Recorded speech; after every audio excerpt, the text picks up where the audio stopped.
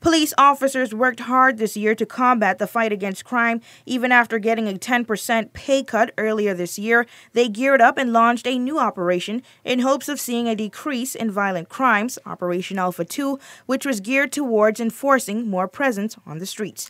And if street presence wasn't enough, aiding the police with taking guns off the streets, His Excellency the Governor introduced the gun amnesty in the beginning of November of this year, ending on the 31st of November, after which amendments to the gun laws were made to ensure that persons now found with illegal firearm or ammunition in their possession face serious penalties.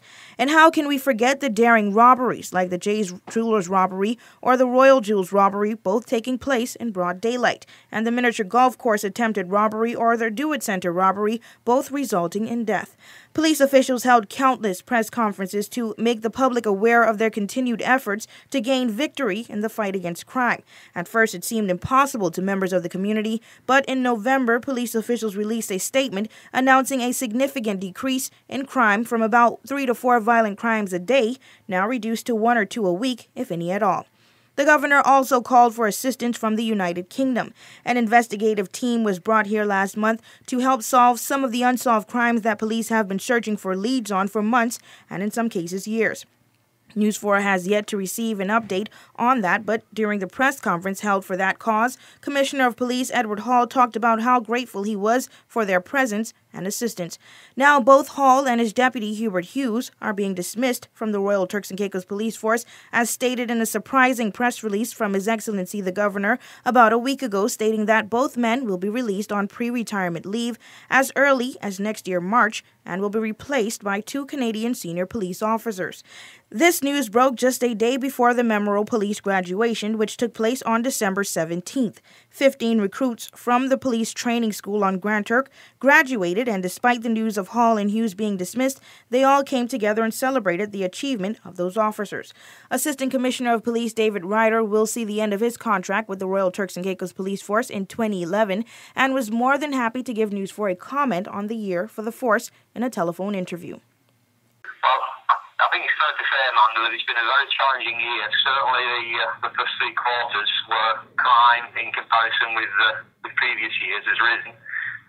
Against a very challenging backdrop of the financial situation in TCI, made worse by the international recession. So financially we're in a difficult position, not just as a force but also as a country, and that obviously has an impact on crime, which has caused some rises.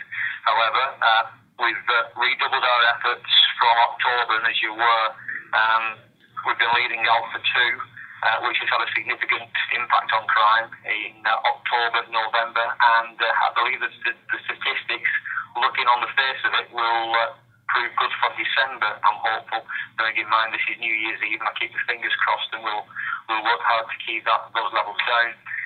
The 10% pay cut has been difficult for officers, particularly those on the front line, to suffer, but they've still shown complete commitment and stepped up to the plate and worked long hours and given days off just to make sure this country suffers as little crime as possible.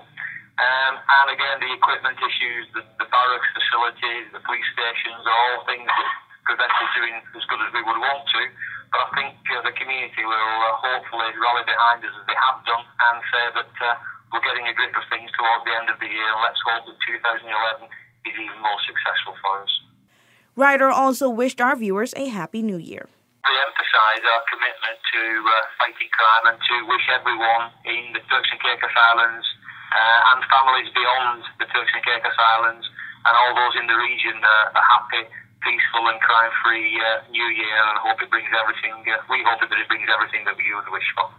Artikar Bain will walk us through the year 2010 in general tonight at 7:30 p.m. Tune in tonight to find out which story will be featured as number 1 in our countdown. For WIV4 News, I'm Amanda Miller.